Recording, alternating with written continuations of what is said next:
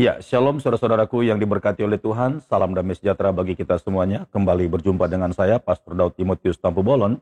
Dan sebelumnya Pastor Daud mengucapkan terima kasih banyak buat kesediaan saudara untuk mengklik video ini. Dan tentunya jangan lupa ya untuk subscribe serta nyalakan tombol loncengnya.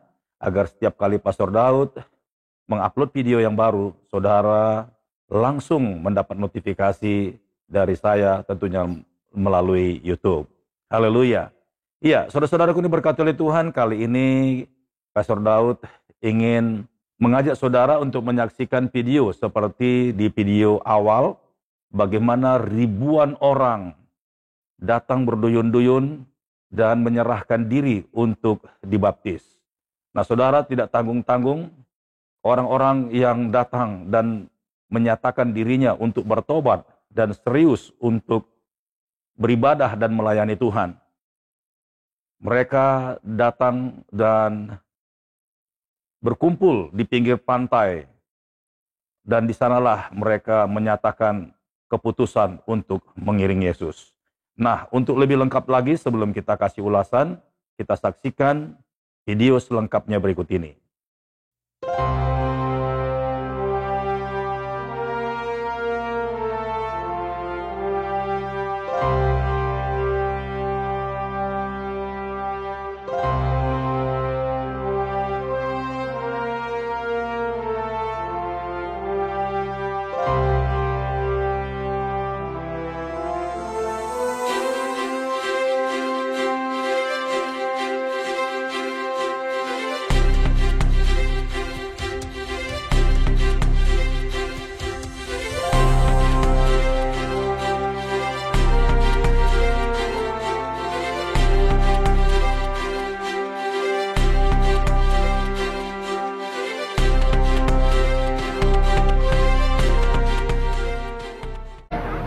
So today we make the next step. You've already come forward to accept Jesus Christ.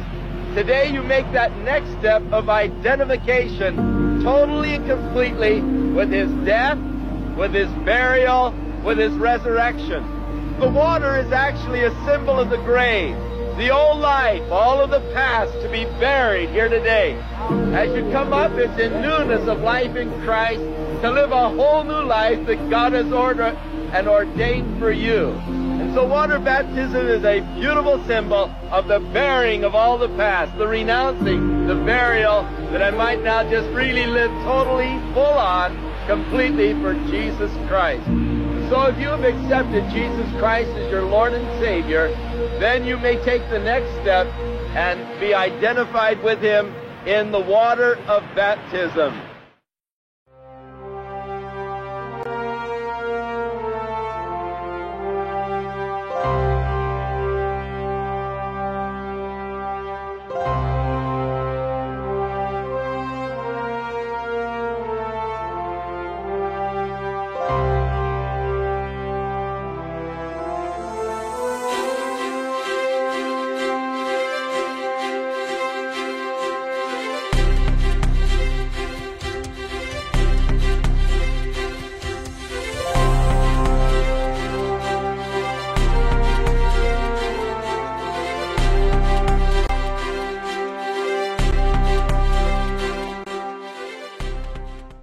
Iya, kita telah menyaksikan rangkaian cuplikan video di mana banyak jiwa-jiwa di California, Amerika menyerahkan diri untuk dibaptis dan memberikan keputusan yang kuat untuk mengiringi Yesus dan beribadah kepada Tuhan dan Juru Selamat hanya kepada Yesus. Nah, saudara-saudara, saya sering sekali menerima ataupun membaca tulisan-tulisan sebagai seword ataupun perkataan-perkataan yang bisa dikatakan menyerang atau melemahkan umat Kristen dari agama sebelah. Mereka selalu menyerang dengan kata-kata, coba lihat gereja di Eropa, coba lihat gereja di luar negeri di mana-mana. Gereja semuanya pada kosong, bahkan gereja dijual serta dibeli. Bahkan ada lagi orang Indonesia memberikan komentar dengan, bisa dikatakan dengan sombongnya, untuk menantang agar apabila ada gereja yang sudah kosong, kami siap untuk membelinya. Apa yang mereka sampaikan itu adalah fakta. bukti bahwa memang banyak gereja-gereja di luar negeri yang kosong.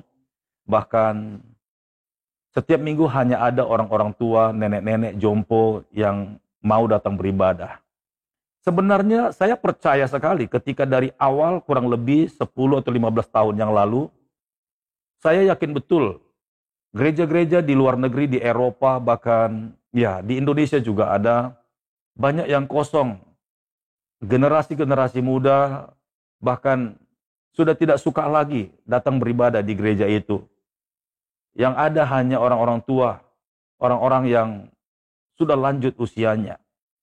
Kalau gereja mempertahankan prinsip ataupun cara-cara ibadahnya dari zaman nenek moyang sampai sekarang, itu sudah tidak relevan. Pastilah Roh Kudus punya cara untuk membawa mereka, menggiring mereka sehingga mereka bisa mengikuti tren ataupun maunya Tuhan untuk di generasi zaman sekarang ini. Dan itu sebabnya anak-anak muda tidak bisa menuntut para pemimpin-pemimpin gereja yang jelas-jelas selalu mengadakan ibadah dengan cara-cara yang lama. Nah, ini perlu juga dipahami oleh setiap anak-anak Tuhan. Jangan pernah kecil hati, karena Roh Kudus itu dahsyat. Dia tahu setiap generasi-generasi yang dia munculkan di abad-abad kapanpun, Tuhan punya rencana seperti Yeremia pasal 1 ayat yang ke-5. Nah, saudaraku yang diberkati oleh Tuhan, ketika kita melihat video ini, bagaimana ternyata California, walaupun gereja-gereja tradisi, gereja-gereja lama kosong, tetapi generasi-generasi mudanya, bahkan orang-orang yang sebenarnya punya kerinduan besar, memang tidak bisa berlama-lama di dalam gereja yang nyata-nyata melakukan ibadah dengan cara tradisional, dengan cara lama.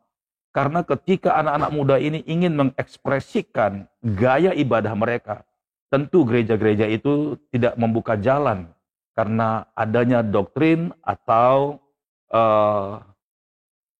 format-format ibadah yang sudah ditentukan dari zaman dulu sampai zaman sekarang. Nah, itu sebabnya untuk menampung aspirasi mereka, Roh Kudus mengumpulkan mereka-mereka yang satu paham. Dan mereka membentuk yang namanya satu komunitas, tapi mereka tetap mencari Tuhan. Dan itu tidak di dalam gereja, tapi di luar gereja. Bisa di kampus, dan bisa juga di lapangan, atau bisa juga di pinggir pantai. Nah, saya melihat ada banyak video-video yang melakukan hal seperti itu. Nah, secara rumah ibadah, ketika disurvei, banyak orang mengatakan umat Kristen sedang mengalami penurunan. Tapi saya teramat yakin, seperti Yohanes pasal 4 berkata, ketika Yesus berjumpa dengan perempuan yang ada di sumur Yakub, perempuan Samaria. Demikian firman Tuhan, saya akan bacakan. Ayat 20 dari Yohanes pasal 4 ayat yang ke-20. Nenek moyang kami menyembah di atas gunung ini, tetapi kamu katakan bahwa Yerusalemlah tempat orang menyembah. Ayat 21. Kata Yesus kepadanya, percayalah kepadaku, hai perempuan, saatnya akan tiba bahwa kamu akan menyembah Bapa bukan di gunung ini dan bukan juga di Yerusalem. Dan itu artinya, saudara, Tuhan sudah bisa dikatakan bernubuat untuk di zaman-zaman sekarang, bahwa akan terjadi satu gerakan di mana umat Tuhan tidak lagi menyembah di satu tempat yang sama. Seperti perempuan Samaria ini bilang di gunung-gunung. Bahkan Yesus pun sudah mengatakan tidak juga di Yerusalem. Artinya kebiasaan orang-orang yang percaya.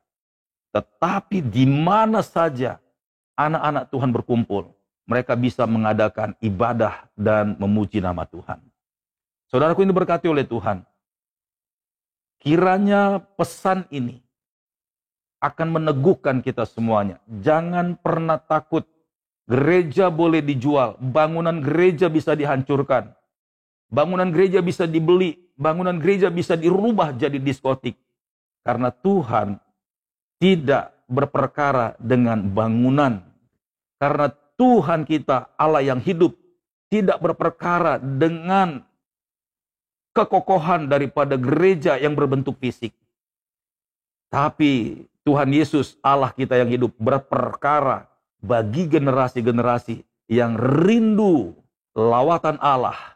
Dan di sanalah penggenapan bahwa di akhir zaman ini, Allah akan mencurahkan rohnya tanpa batas, tanpa terkecuali, dari hamba-hamba, sampai anak-anak muda, sampai generasi muda, sampai orang tua. Semuanya dijamah Tuhan dan dipenuhi dengan kuasa Roh Kudus.